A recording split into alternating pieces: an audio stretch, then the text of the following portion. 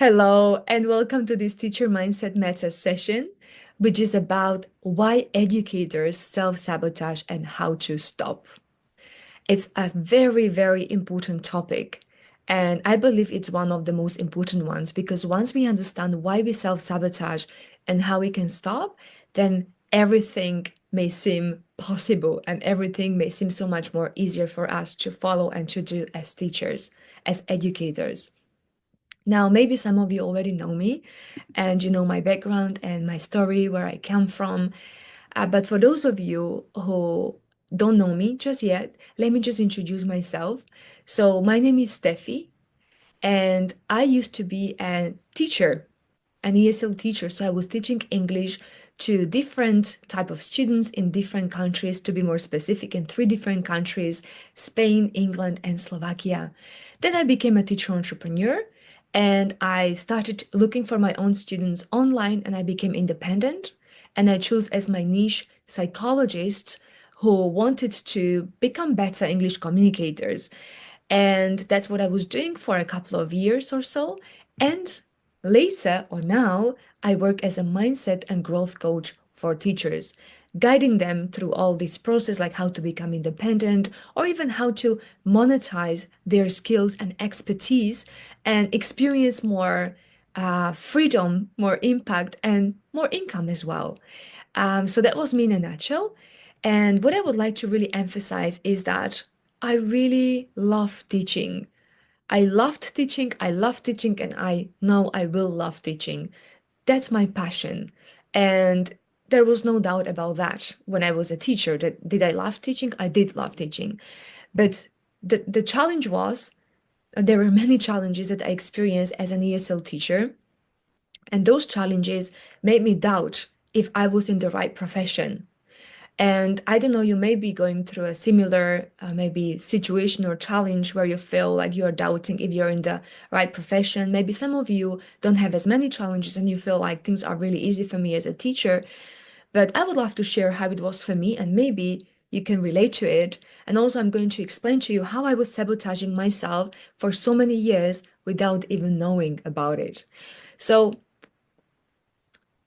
at some point, as I was teaching as a teacher in different countries, teaching almost to look like a prison to me to some extent. So let me just expand on it, what I mean by it. I felt underrated. I was charging about $15 per hour and less, teaching in three different countries and different sorts of students. So I didn't really felt, valued, and I felt like I was not charging what I was worth. Then I felt uninspired because I was teaching general English to everyone. And yes, I felt like I was not making a lot of impact. And I felt a little bit like I'm not good enough. I'm not worthy. I'm not making any difference in people's lives. Or I'm making little difference in people's lives. Or I know like I could make much more difference in people's lives. And I felt undervalued. So I am a non-native English teacher or speaker. And because of that, I experienced a lot of discrimination against me because of that. And very often I wasn't kind of like prioritized or maybe chosen or selected as a good candidate because of this. And I felt like that wasn't fair because we shouldn't be judged by our nationality or our passport, but by our skills that we have as teachers or what we can deliver to our students to help them see better results in their lives. So, all of this I felt underrated, uninspired, and undervalued as a teacher. And again, that made me doubt this profession.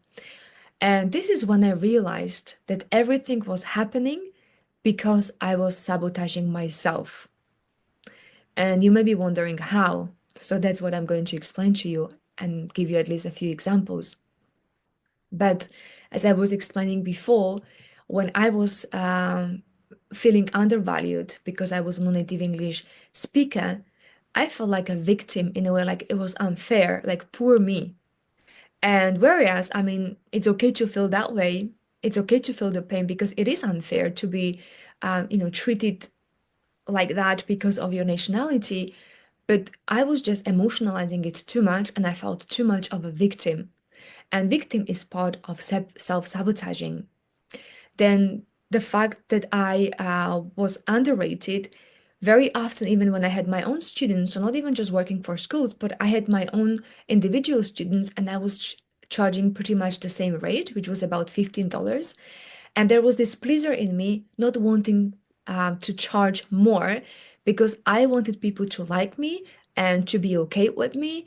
And I felt like if I raise my rates, then they will not like me. So this pleaser saboteur was actually discouraging me from charging more. And I could go on and on about explaining how I felt I was sabotaging myself. But let me just tell you one thing. So, staying in negative emotions too long sabotages you. What do I mean by that? And maybe you may be asking, so is it not good to feel your negative emotions? Yes, it's great to feel your negative emotions. That's what I would say, because they are the messengers and telling you or letting you know what you can improve, what you can work on, what you should pay attention to. But I will give you an analogy. Okay, so would you put a hand on a hot stove? Maybe you would say no, and that's right, right? But imagine you have your hand on the hot stove and you feel the pain, right? Because it's burning.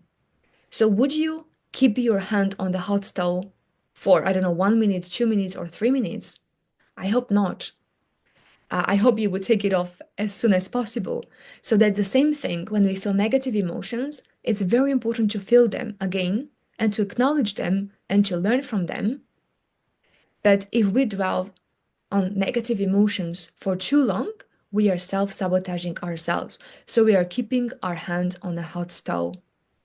And that's what it means to self sabotage yourself. And this is how it affects your performance as a teacher, your well being, how you feel as a teacher, and your relationships, either with your students, with your colleagues, with your school directors, managers, or even with your family and friends. And you may be already asking, so what is a saboteur? Because I mentioned this word quite a few times already. So, what is a saboteur?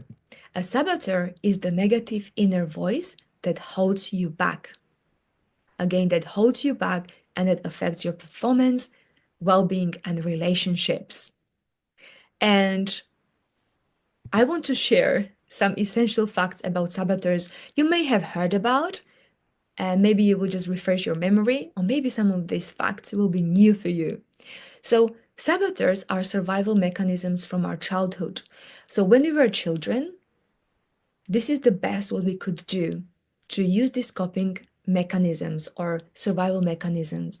And the saboteurs helped us feel loved, accepted, and safe as children. And what we were actually doing as children, we were overusing our strengths. So, for example, I will give you an example.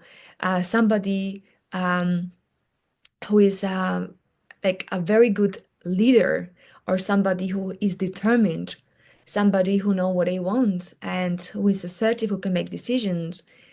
So these are all good strengths and qualities. But then when you overdo them, you become a controller or somebody who is very nice when it comes kind of to their temperament. They are very kind and gentle. They are very empathetic and they can feel not just their own emotions, but everybody else's emotions. They are empathetic and it's really easy to be around them. But when it's overdone, it's a pleaser saboteur. Okay, so when we are trying to please everybody else around just to feel love, just to be loved. So this is how the saboteurs are overusing our existing strengths, and then they become our obstacles. So whereas they were very useful in the childhood, because this is the best what we could do to protect ourselves, not to be hurt, then they are not useful anymore when we are adults. And quite often use this analogy. Imagine you break your leg and you have to wear a cast just to protect your leg because it's broken. Now, that's the saboteur, okay? When you're a child, when you may be, hurt or in pain or like you don't feel love, that's what you try to do. You protect yourself, your true essence, with that cast, right? That's the saboteur. But when you break your leg, you're not supposed to wear this cast or to be with that cast for years, maybe just a few weeks or a few months. And that's the same with the saboteurs. It was there in place as a coping mechanism when you were a child. But when you become an adult, you don't have to have these saboteurs. You don't have to wear this cast. But very often, the saboteurs, they operate in the background. They are unnoticed. We don't even know we have them. They are automatic. And that's why we sabotage ourselves again and again. And these are the patterns, behaviors, the self-sabotaging behaviors that we have because we don't even know. That's the that's the kind of the worst thing. And that's why this session is about bringing you awareness for you to know when I'm experiencing this saboteur behavior and how can I actually stop it. Another thing is the saboteurs are very clever in a way and they hijack your mind with lies and fear. So they try to convince you they are good for you, but they are not really, but they try to convince you and they tell all sorts of lies. And they create a lot of stress, self-doubt, procrastination, etc. The good thing is you can retrain your brain to quiet them. That's a very good thing, right? And I'm going to show you how you can do it. Now, these are the 10 saboteurs. If you may be wondering, like, what are the ways how I can sabotage myself? So, these are the 10 saboteurs which are ready to mess things up for you. We've got the judge, who is judging you, others, and circumstances. Then there is the stickler. It's that inner voice inside you that wants everything to be perfect. It's this perfectionist. And unless everything is perfect, you may not be even bothered to do something or to start doing something. Controller is when this inner voice that wants to have everything on their own term and in their own way and as possible, as soon as possible. And it's very hard for a controller saboteur to trust everybody else. Hyperachiever is when this inner voice is associating your worth with your achievements and the outcomes. Hyperrational is when the rational mind is overused and when instead of empathy, we just use the rationale. And this really discourages people from sharing things with us because we don't even seem to be as humans. So this is the hyperrational saboteur. The hypervigilant is this inner voice that is looking for what can go wrong in everything, but it goes to extreme. The pleaser saboteur is the one that wants to please everybody else at the expense of their own needs. So, to please others just to feel loved. Then the avoider saboteur is the saboteur that is avoiding unpleasant, maybe conversations, situations, and tasks. But long term, it actually has very significant consequences. A victim saboteur is emotionalizing your kind of negative emotions and feelings too much. So it's kind of like bringing everybody's attention to how unfair things are for me and like how difficult it is to be in my own position and in my own shoes. And restless saboteur is basically the inner voice that makes you feel restless all the time. So you can never be present. You jump from one task to another, from one project to another project. And you never feel fully present because you always feel like I'm missing out on something. So as you can see, these are the 10 saboteurs and the ways how you can self-sabotage yourself. Of course, I can't go into more detail right now, but I just wanted to share this overall overview of them so that you are aware. Now, this is, if you're curious what they look like, this is what they look like. All 10 of them. So the judge, stickler, controller, hyperachiever, hyperrational, hypervigilant, pleaser, victim, avoider, and restless. And the good thing is, well, the good things, how things are, there is the saboteur brain, which is this negative brain, and then there is the sage brain, which is the positive brain. And some essential facts about the sage. So the sage is already within you. It just needs to be activated and strengthened, but it's already there within you. So this is how you were born with your true essence. You don't really need to change yourself to be more sage or grounded. You just need to remember who you are and what your strengths are. And the good thing about the sage is it sees every challenge as a gift or opportunity. So whatever you experience, it can be turned into a gift and opportunity. That's the best thing about the sage. And while saboteurs react from fear, The sage leads with love, wisdom, and possibility. So saboteurs are fear-based, whereas sage is love-based. Like it is pure love. And sage power or sage has 5 powers. It's empathize, explore, innovate, navigate, and activate. Empathize, it means how you can empathize with yourself and with others to see this child in them and like how they may feel, to kind of like be in their shoes, walk in their shoes, explore to see what can be true about the situation, not just to see one small kind of angle of that challenge that you are going through, but to try to see the full truth, like what else can be possible here. Innovate, it means to brainstorm different ideas, how this challenge can be shifted into a gift and opportunity. Navigate, it means how you can connect all of that you're going through, these challenges you're going through, into how you can actually connect that with your purpose. So, what is your purpose in all of that, and what is truly important for you right now? And activate is what is the next right step you can take right now in this situation, coming from your sage, not from your saboteur brain. And these sage powers help you shift from reaction to wise action, or like from reaction to response. And the good thing is you can grow your sage powers through daily mental fitness. So the same way as you go to the gym and you practice your physical fitness, you can practice your mental fitness.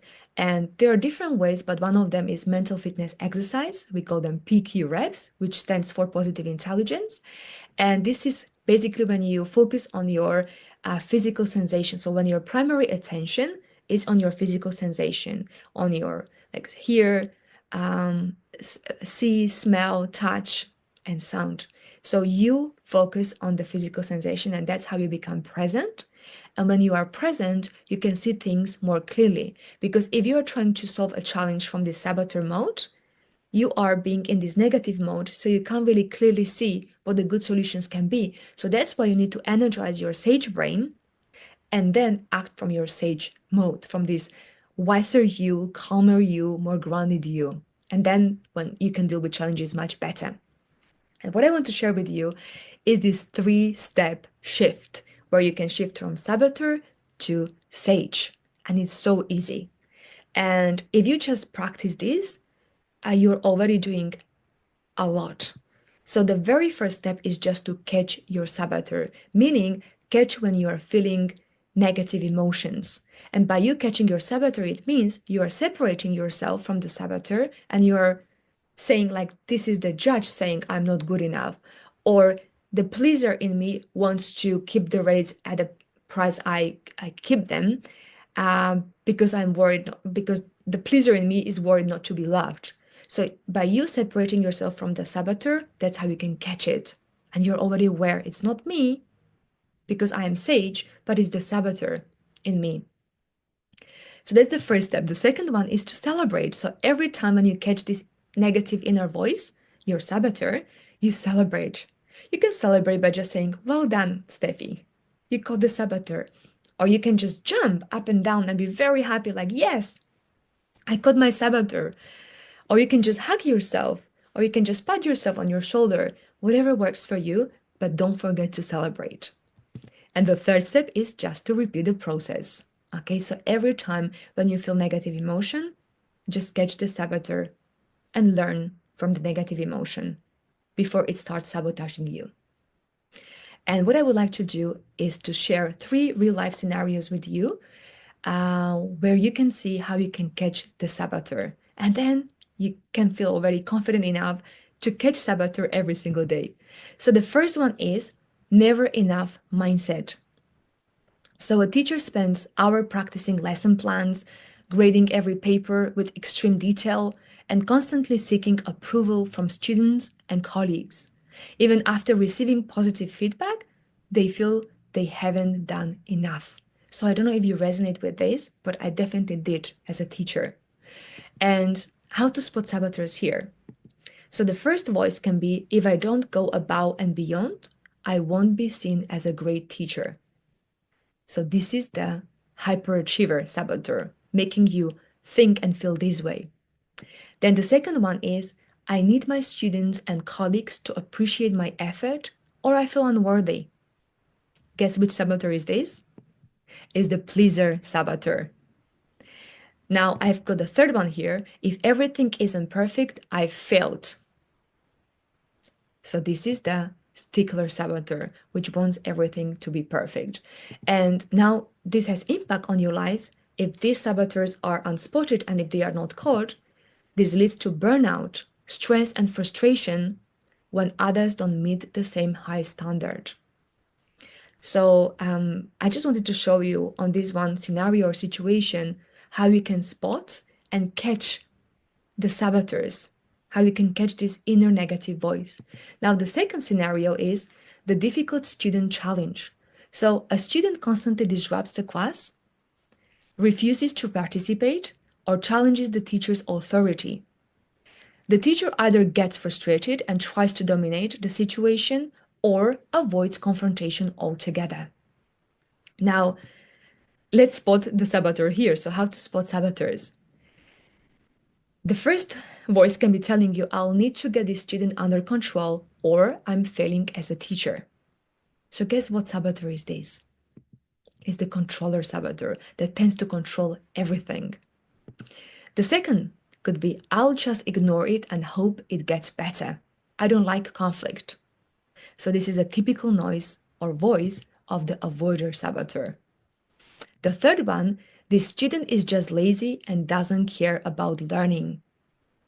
So if this is the voice you catch in this kind of situation, then you know this is the judge saboteur, judging the other person, judging your student in this case. And again, the impact it has on your life, it creates tension in the classroom, emotional exhaustion, and ineffective handling of student behavior. And imagine how things would be easier if you just caught the saboteur, if you just caught this inner negative voice. So becoming aware, this is the inner negative voice, and then just celebrate this process. Okay, and the third scenario is the overwhelming workload. So the teacher has back-to-back classes, meetings, administrative tasks, and personal responsibilities piling up. They feel like they are constantly racing against time and never truly present in the moment. So, how to spot the saboteurs here? One voice can be, there is always more to do. I can't slow down. So this is the typical restless, which feels like I'm not doing enough, like I should be doing more, I should be starting this, and that. And it's so important to catch it. The second voice could be, if I don't stay on top of everything, something will go wrong. So if you remember from the description before, from those saboteurs, this is the voice of hypervigilant, looking for something dangerous and risky in every situation and exaggerating. Then the last one is, no one understands how hard this job is. I have no support. So this is emotionalizing your inner emotions and negative emotions, which is the typical victim saboteur voice. And again, the impact this has on your life, it leads to anxiety, decreased job satisfaction, and emotional attachment. So I wanted to share all of this with you and just remind you how these 10 saboteurs can really mess things up for you if you don't catch them. If you don't really separate yourself from them, they can be really messy. And again, just to remind you of this 3-step process. So the step 1 is catch your saboteur, step 2 is to celebrate, and step 3 is to repeat. And I really wish you good luck with this process because it should be a very easy process. But believe me, once you start implementing it and start catching your saboteurs, your life will be much more better and it will have real impact on your performance, well-being, and relationships. So just let me know how this goes for you. And the action I want you to take is number 1, just really catch your saboteur and celebrate every time you catch it. The number 2, and I will share this with you, book a 45-minute session with me. We may go over a few minutes, but it should be done in 45 minutes to identify your top 2 saboteurs that affect your performance, well-being, and relationships as a teacher. And I will share the link with you. And the third one, feel free to contact me for any questions, comments, or feedback, and I'm going to share my LinkedIn with you. But I really, really thank you for being here, for just listening to this session and being part of this session. And please let me know how this goes for you, this process of catching your saboteurs, because I want to celebrate with you. Thank you so much. All the best. Bye bye.